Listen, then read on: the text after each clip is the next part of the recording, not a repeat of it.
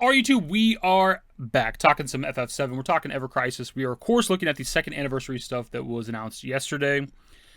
I mentioned this also with yesterday's video. I don't know that we're going to cover everything just because the live stream they did was pretty long. It was like close to like 2 hours long. You know, I don't know that we're going to be able to cover every little thing that was talked about or detail or whatever, right? And we're not going to go like super in depth, right? They revealed like weapons and, you know, stuff for characters. We're not going to break down the abilities and the skills and whatever type shit. That's not us. We're here to look like kind of like the surface level shit for this update. That's kind of interesting to us. There's certainly plenty of other channels out there that focus on Ever Crisis content that could talk about that way better than I ever could anyways.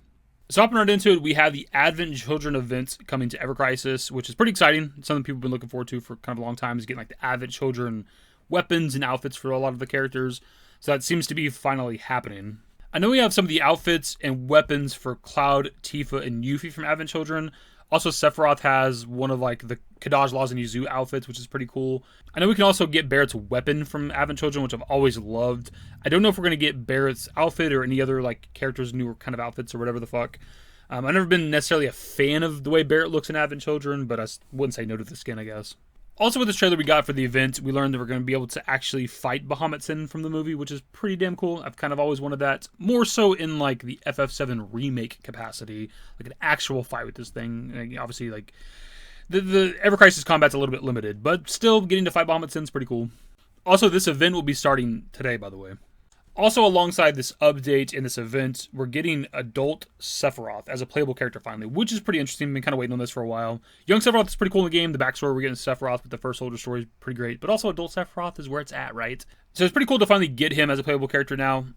There is, unfortunately, a little bit of negative with this. That it's kind of a weird situation where you cannot use Adult Sephiroth and Young Sephiroth at the same time. It's a bit of a strange choice to me just because it's very limiting for one for team composition, but also like none of it matters. It's not like anything we're doing in Ever Crisis for the most part outside of the story stuff is canon anyways. We're using like I'm using like Young Sephiroth on the same team as like Cloud. They didn't meet whenever he's Young Sephiroth, right?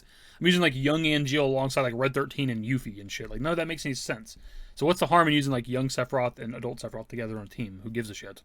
And remember, too, in like the earlier days of Ever Crisis, right before it came out, I think, there was kind of a similar situation discussed where people were wondering how does team composition make sense? Why are we seeing like, I think it's like Aerith fighting like the Guard Scorpion, and it's like, well, that's a dungeon, right? Like none of it matters. It's not canon. You can build your team with whoever you want for like the non-story stuff, right? And obviously the story segments are where the teams are limited. You can only use particular characters, right? Now they're almost kind of like backtracking on that, where now there is a little bit of limitation. If you have like multiple copies of a particular character, right? Young Sephiroth, Adult Sephiroth, you can't use them on the same team together. But why? Who gives a shit? It doesn't have to make sense or be logical or whatever. Like, it's just a fun little gacha game, dude. You could almost make it make sense if, like, Adult Sephiroth and Young Sephiroth shared weapons and outfits, right? Like, they're already being occupied. That's why you can only use one Sephiroth at a time. Okay, maybe, right? But at the same time, like, everybody can equip everybody's weapons with, like, the sub-weapon category, right? You have your two main weapons, and then you have, like, the next little tab where you can equip anybody's weapons. You can put a fucking Barrett gun arm on fucking Cloud or something, right? You can put a Sephiroth sword on Yuffie or whatever. And that's why there's kind of another negative here for me because of this like limitation on the Adult Sephiroth character and Young Sephiroth. Maybe it could have been a different character. I think a lot of us were expecting Genesis, right? Probably young Genesis with the, you know, first soldier story. More than likely is going to be part of that, I would think, at some point. We have young Sephiroth, young Angel, probably young Genesis, right? Kind of wish it was that instead, because then at least you could use young Genesis and young Sephiroth together. Or, you know, if they could have found a way to do it, one of the remnants in Advent Children, like Kadaj or something, as a playable character would have been pretty cool, because there'd be no limitations. There's also one other potential negative here, and it's not going to be the last one in this video. The event is called, like, Advent Children Ever Crisis Edition. And I don't know if they touched on this in the live stream or not, and I'm wondering, are we ever going to get, like, the Advent Children story as a playable thing in the game now? Because it's weird that they labeled it that, because I don't think they've done that with any of the other crossovers, at least that I can remember. Is that's also something we haven't had an update on, I think, in a very, very long time. Maybe since the reveal of Ever Crisis, right? Is we're supposed to have, like, playable Advent Children, Dirge of Cerberus, Before Crisis, so on and so forth. When's the last time they touched on that shit? I don't keep up with Ever Crisis like that, so you guys that play it a lot more and keep up with it more than I do can let me know if there's been updates on that shit. But, like, I don't recall the last time that was ever talked about. And now that we're getting an event for Ever Crisis for Advent Children, and it's specified as Ever Crisis Edition, it just kind of makes me wonder if we're ever going to get a playable Advent Children now, alongside also Dirge of Cerberus and Before Crisis. I do want to come back and add this because I found this on Reddit, people talking about the Sephiroth situation. This person did say that they described Sephiroth, Adult Sephiroth, as like a kind of a unique character. He's a little bit overpowered compared to other characters. He won't get as much like banners, but like he'll stay kind of meta relevant. And he has like unique stuff like Reprieve, which is where like when you would take like a killing blow, you retain 1 HP. Like, that'll just be built into the character regardless of like gear and stuff. So there'll be like unique properties of the character. I still think it's kind of weird and kind of a missed opportunity that you can't use the two together, but whatever. Also with the Advent Children Adult Sephiroth stuff, we're going to have an outfit for Adult Sephiroth called Star Invader. I don't know if that's 100% accurate to what the name is. This is like auto-translated or Google Lens or something. The outfit looks kind of cool. I mean, it's just kind of regular Sephiroth outfit with like a tinge of red. His hair does look like a darker gray instead of like kind of the white. But I guess it's fine, whatever. Here's a closer look at the Cloud outfit and the Fusion Sword with some of the abilities and things if you guys are interested in that stuff. We have a new item, wherever you want to call it, called Memoria. Potentially not the actual name again because this person I think used Google Lens, but it says a crystallization of all memories and information contained within the live stream. You can include one in your party and it can provide various benefits such as increased stats and maximum ATB and increased damage to specific enemies. The image shows Bahamut Quake Memoria. And you can see like the top right ability, the M ability is like maximum ATB increase. And then I can't quite make out what the other text says. So yeah, something else to make your party stronger. Kind of cool, I guess. We see them keep doing this where they add stuff like this to the game where like, you know, they added like the high wind with all the passive buffs. And also you have like the ultimate weapons. Now we're getting the Memoria, whatever it's going to be called. Also, unsurprisingly, we're getting a level cap increase for the characters to level 100. They do this like all the time with any kind of like major update, it would seem. So not surprising. They're also adding a new level to the Weapon Coliseum. They also have some other updates planned for the game, adjusted the amount of Astro Wind dropped by rare enemies in high winds, added the ability to consume 100 gacha tickets, which is definitely nice because there are a few that I have like hundreds of. Some missions to unlock limit breaks have been changed, added a feature that allows you to skip battles in some quests with limited number of attempts, such as high-level strengthening quests, which that'll be added in October. Astro Wind thing's kind of cool, but unfortunately for me when it comes to the high wind, I have almost everything overboosted, which is what you use the Astro Wind for, right? You can overboost those things that are giving passive buffs. So unless they add like more levels to those items or find another use for Astro Wind, like getting more from enemies won't benefit me here very, very soon. And I play this game very, very casually, so I imagine there's a good amount of players out there that already have their high wind like fully overboosted. We also have the First Soldier Episode 2 coming up in October, and there's also an event happening with like Glenn and his characters involving like Sephiroth and Rufus. One of the more surprising aspects of this live stream was the 13 crossover they announced for November.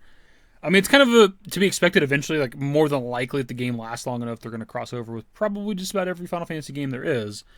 But this one was kind of interesting. Mostly because like very recently I started hopping back into the 13 games.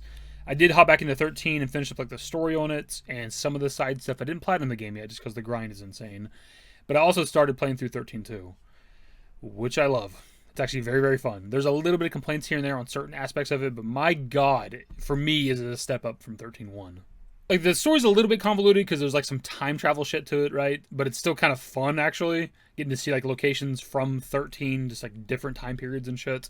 But also, like, the combat is really fun because it's still the same combat, more or less. But you have, like, a monster capturing aspect to the game, which I absolutely love. It's one of my favorite things in, like, RPGs in general. I've talked about this before. Growing up playing Pokemon, probably the first RPG I ever played. Capture monsters, fight with monsters. I've always loved, like, summon-type things in RPGs. And that's like a major part of this game. Like damn near every enemy you fight in the game, outside like bosses and shit, you can capture and do their Crystarium and like fight alongside them and shit. And it's just like so cool, so fun. Yeah, getting a 13 crossover in the near future is pretty damn cool. We also got this reveal that both Tifa and Aerith will be getting the Lightning outfit with this crossover, which there's there's a little bit of drama with that.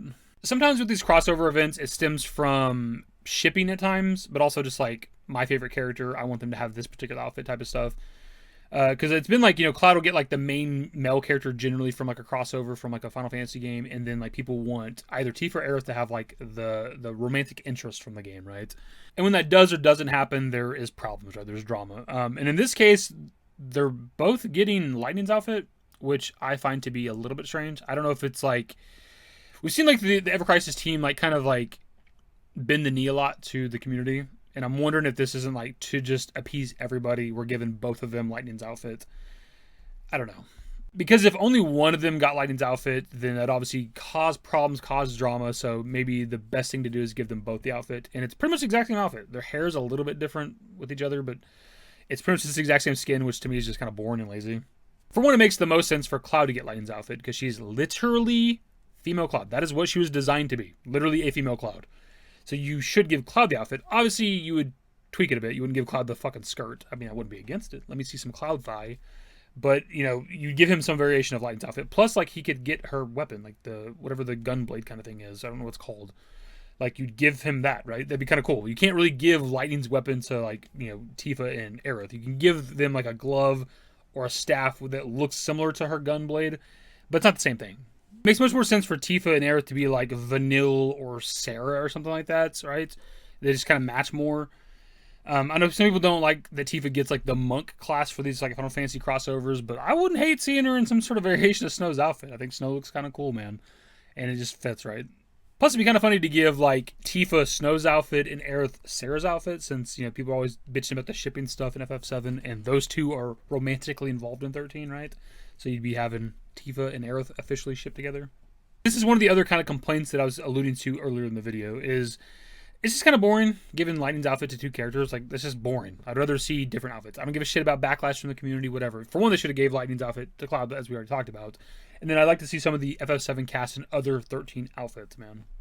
We'll also be able to fight against Lightning with this collaboration, which is kind of cool, I guess. There is actually villains in 13, but they're not super interesting, so I guess this is kind of better than fighting like Bartantalus or whatever.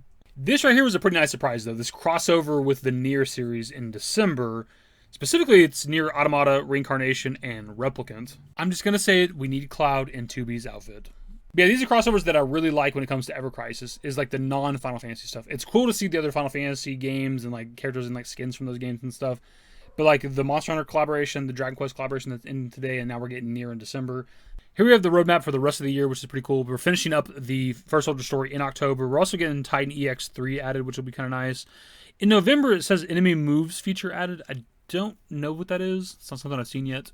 We also have this coming up. Blue Crystal Sharing Campaign, September 7th, Sunday, from noon to 1 o'clock for 1 hour only. We're holding a campaign where all participants will share blue crystals, 7,777,777. Only those who participate within the event period are eligible, so don't miss out. So this is a little bit interesting, just because I don't entirely know all the details for this. It says like noon to 1 o'clock, right? I assume that's Japanese time, so you'd have to do like the time conversion. If that is the case, then, you know, noon the 7th in Japan would be like 10 o'clock for me here, because it's like a 14-hour time difference, right? It should be like 10 o'clock tonight for me, I guess, which is kind of interesting. It does say with like a Google Lens translation of the image that like the minimum everybody's guaranteed is 1,000, which is pretty cool. But I guess maybe like depending on how many people are logged on that hour, like it'll increase by a certain amount. So again, that's kind of cool, I guess. You know, 1,000 minimum it's nice. You know, 1,000 crystals is 1,000 crystals. It doesn't really do much. Like 3,000 is the minimum for like a 10 pool, right? So like I would prefer if there's like a 3,000 minimum, but whatever. I think for the most part, that's everything. There's probably other shit out there. Again, is a long live stream. I'm sure there's other like minor details. We had no more in the background kind of talking and throwing in stuff every now and then. So I don't know what all's out there. At least this like the surface level. This is what's happening with like the next couple months, the second anniversary. I'm looking forward to it. Again, there are some minor complaints here and there with certain aspects of it. But whatever. Like, it's not the biggest deal. It's a free-to-play game. I'm strictly free-to-play. I've still never spent a single dollar on this game. So I can't really bitch too much. So, of course, pass off to you guys. Let me know what your thoughts are on this second anniversary event. And also, if there's anything else worth talking about from that live stream. If there's any other information out there that is video-worthy, let me know for sure. Anyways, that's the video. Subscribe to you guys. New social notes in the description below. Follow me on Twitter, ffvii. That's it. Bye.